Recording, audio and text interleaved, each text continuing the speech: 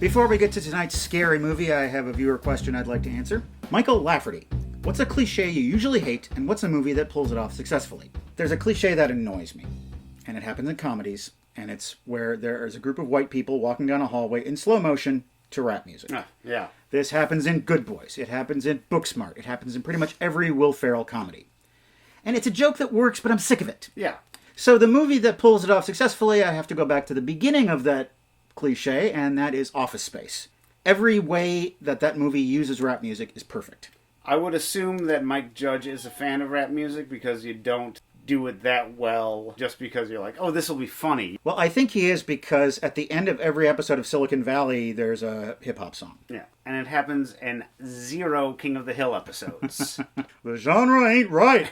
I've got a bunch of movies that I've never seen before. You don't know what they are. Every episode, I'm going to spring one on you. It might be good. It might be bad. We'll watch it and talk about it. Welcome to the basement. Tales from the Dark Side, 3 Cases of Murder, Akira Kurosawa's Dreams. Sometimes you just want your movie to be a bunch of little movies. Yes. Tonight you may not be menaced by the Iron Man or by fairies in boots or even face the terror of a rat salad, but you will be frightened by Black Sabbath. Released in 1963, Black Sabbath, or as it was known in its native Italy, I Tre Volti della Paura, or The Three Faces of Fear, was directed by Italian horror maestro Mario Bava. It stars Michel Mercier, Jacqueline Pirro, Mark Damon, and basement alum Boris Karloff. Co-produced and distributed by American International Pictures, the film opened in Italy, grossing 103.5 million Italian lira. Oh, lira. About $65,000 American dollars. Okay. Co-writer Alberto Bevilacqua suggested that the film's poor performance was possibly affected by bad publicity, recalling that, quote, someone had a miscarriage while watching it or some other upsetting thing happened, unquote. In 1969, a young rock group from Sheffield, England called Earth saw the title of this film on a London cinema marquee and were inspired to change their name and their entire rock aesthetic. The newly christened band, Black Sabbath, would go on to worldwide acclaim as the creators of modern heavy metal music. Parts of this movie might scare you so much that they could cause you to flinch. Flinch. That is a game of some sort. It's not just any game. It's the famous card game. It says it right there. Now, if you want to know how to play that game, you are out of luck, because there are no instructions in there whatsoever. Parents flanking a little boy. I know that. And flinching, which is merely threatening to hit. Well, thank you. So grab your upside-down cross or your pentagram or whatever unholy symbol you prefer, and proceed to the old leather couch where we will be celebrating Black Sabbath.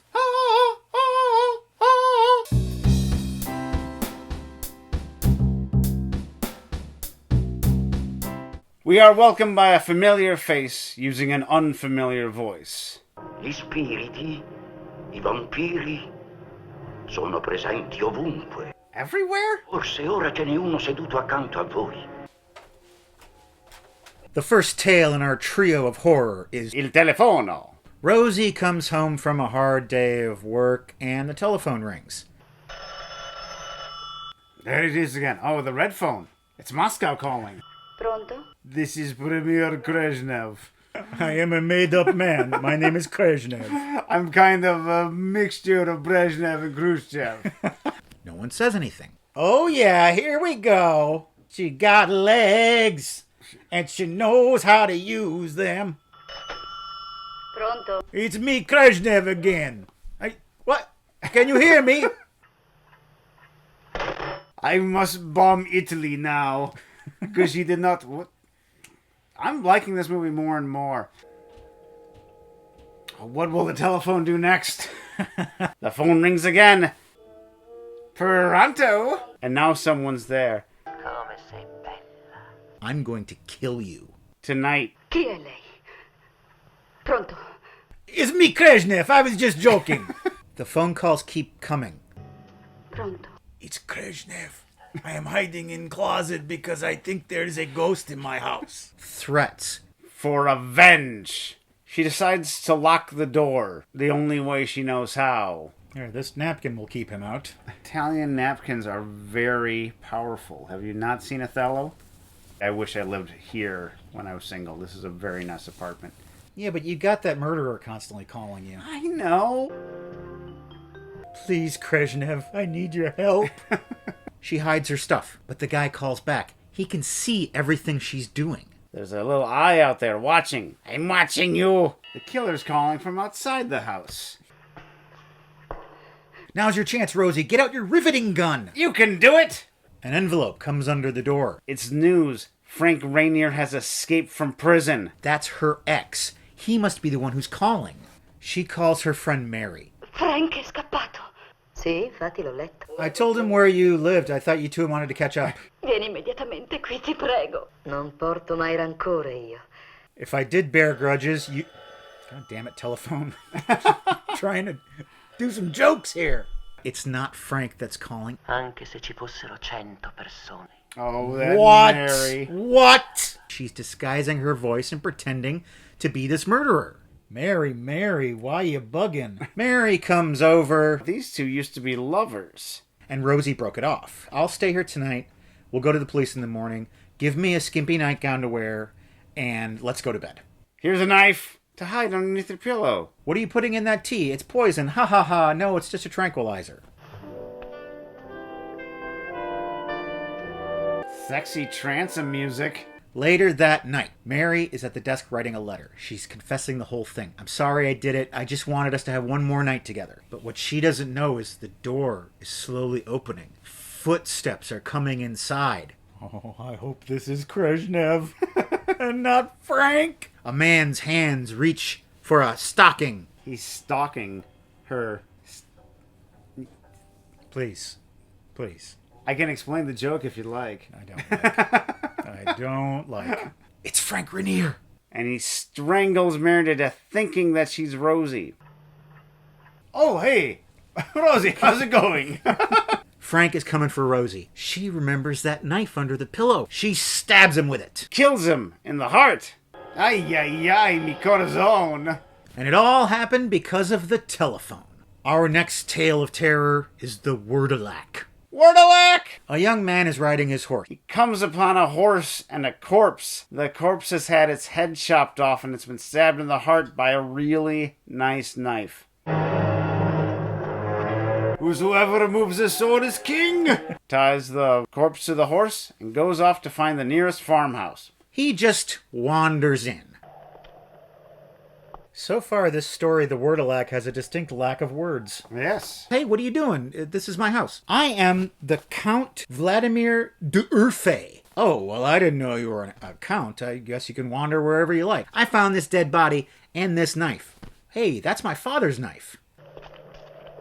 Oh my God, these Italian women are driving me crazy. They go out, and the dead body is gone. He stuck a sword through its heart, and now it's finally dead. Si dice che fosse un Wurdalak. Wurdalak. The Count goes back in and meets the rest of the family. There is Giorgio Sedenka, who's a beautiful woman. There's little Ivan. Maria, Pietro, it's a big family. Our dad needs to be home by midnight or else he's going to come home as a Wurdalak. And he's like, I don't know what a Wurdalak is. Wurdalak. I don't know what a Wurdalak... I don't even know how to say the word Wurdalak. You don't really believe all that Wurdalak nonsense, do you? I Wurdalak sono cadaveri che hanno sete di sangue, il sangue di coloro che in vita hanno maggiormente amato. Midnight happens. But right away, they see that Dad's coming back. He's just a couple minutes late. Wurdalak. Karloff. The father's name is Gorka, but he's acting weird. He's got a wound in his chest. Ma allora voi siete ferito al cuore. Wound is in the heart. Wound is in the heart. Bust a move. The dog is howling. He says, kill that dog. Just give the dog some sausages, and it'll be quiet. Gorka wants to say hello to his grandson Ivan. Can I hug you? Grandpa, you smell like curses. Oh, by the way, I killed the Wurdalak. Check it out. I have his head in a bag. The Count, he's sleeping in his room. I just came to wish you nai-nai. Then when the Count turns his head, Gorka's gone. For he's inside, then he's outside. Wurdalak! Gorka sneaks into Ivan's room and he picks him up into his arms. Hops on a horse and goes off into the woods. Pieto's dead. He's gotten bit by it in the neck. Un orribile incubo, dal quale vorrei svegliarmi. Let me comfort you with some light macking. You don't like it here. Everyone's miserable and dying. Let's leave. I don't know. Ivan is brought home, and he is very dead. They're gonna have a busy day tomorrow. 2 funerals and counting. Frontier psychiatrist. Blucher! Vladimir convinces Sedenka, and they take off in the middle of the night. Maria, the mother, awakes. She hears young Ivan's voice outside. Oh, Mama, I'm so cold. Giorgio knows the score. Stay away from him. He's a Wurdalak. Let the right one in. Maria stabs Giorgio, and she goes out to get her boy. There's Gorka. Count Vladimir and Sedenka take refuge in an old convent. We'll be safe here. And you don't have to worry, I sprayed for Wurdalaks last month. They find a skeleton, because of course you do. Great, we have a roommate. And they tuck in for the night. She is called forth by some force. It's Gorka. He knows where she is, because the thing about the Wurdalak is they're especially attracted to the blood of their loved ones. What happens when all the loved ones are gone? Do they, look up old acquaintances? They have to find other people to fall in love with. Oh, so they just start aggressively making friends. Yes. That could really be tough for someone's self-esteem. Hey, Wurdalak, why don't we hang out anymore? I just don't want to drink your blood. She goes back out and she sees that the whole family has been Wurdalaked. Watch out, it's Kurt Vonnegut. So it goes. Where's Sedenka? She must have gone back to the house. What are you going to do now, Count de Urf? He goes back there. She's in bed. Hey, I love you.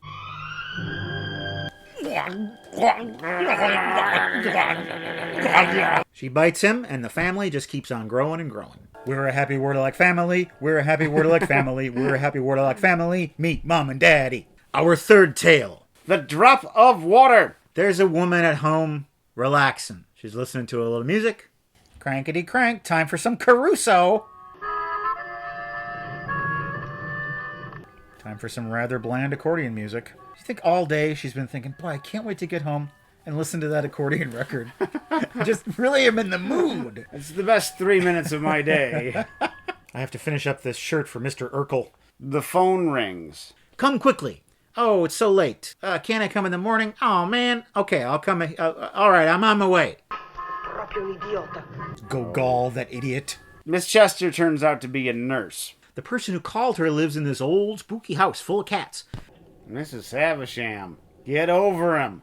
The Countess has died. She wants this nurse to come and prepare the body for the funeral. This is one creepy house. It's got a bunch of dead dolls. It's got a bunch of tarot cards lying around. Lots of tall ceilings. Oof. Oh, it also has a corpse. Carol Channing. In rigor mortis. You have to imagine my mouth like this. Like that, okay. Miss Chester sees this fancy ring. Don't do it, Miss Chester. Wait a minute, Chester. Take the ring off, Corpsey. Take the ring, it's free. Murder hornets. She even closes the eyes, and the eyes pop open again. Miss Chester goes back home. It's just you and me, accordion record, with her new ring. And then a fly appears. It's like the same fly that was flying around the dead body of the Countess.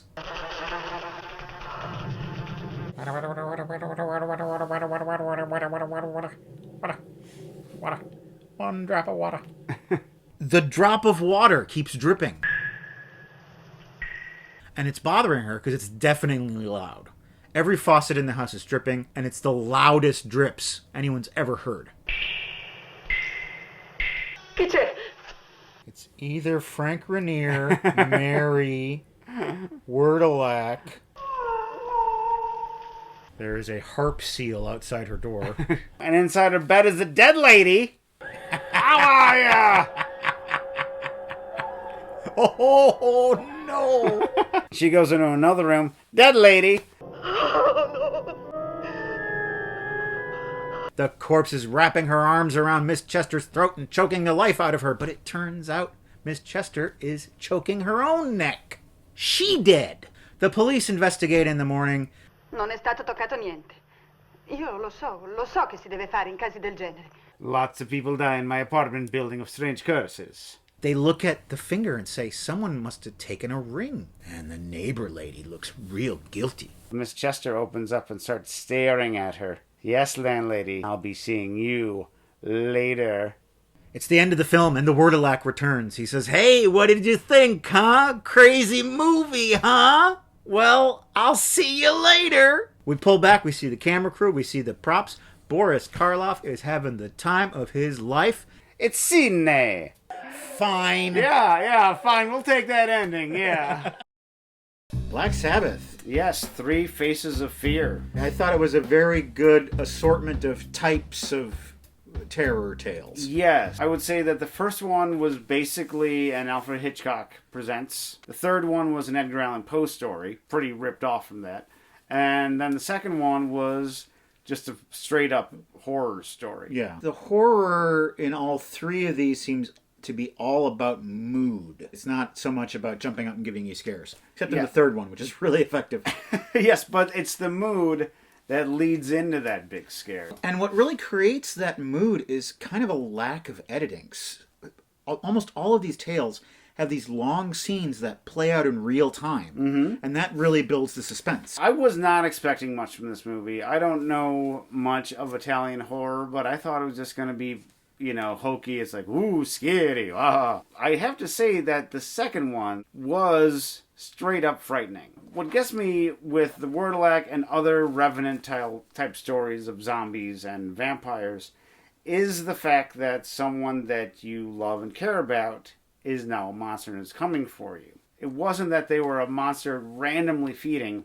It was one that focused just on the family. The monster still feels the love for the family. Mm-hmm. But now it's like, I love you so much that I want to eat you. Yeah. That's creepy. It's always creepy having the child have that curse. And that shot of the kid standing outside the door.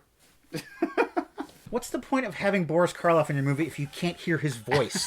Karloff was a really good choice. He does plenty with his face. He was a really good actor. Yeah. It's easy to forget that when someone gets so typecast in such extreme genre films. The Drop of Water. Mm-hmm. Not a great title. No. It should be called The Ring. Yes. She steals a ring from a corpse. Yeah. And this dooms her. I say, steal the ring.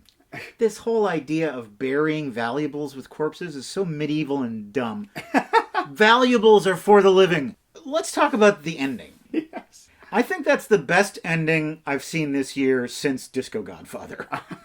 It's such a silly way to end the movie, but it works. Mm-hmm. It's a joyous way to end the movie. We're just a bunch of guys whose job it is to have fun all the time. Yeah, I mean, this is the dream factory. Yeah. Quentin Tarantino was a big fan of this filmmaker and a big fan of this film. He actually drew a lot of inspiration from Black Sabbath when he was writing Pulp Fiction. Oh. You probably don't recall this, but one of the varieties of heroin that Eric Stoltz's character is selling Vincent Vega is called Bava. I did not know that. When this movie first starts out, I'm thinking, oh, this is going to be like a Hammer horror movie. But this is so much more beautiful than a Hammer horror movie. This is basically a painting on film. We've watched a number of these anthology movies before. One of the things that I like about it more than the others is that they're all connected in these weird thematic ways. The telephone from the first one becomes scary again in the third one.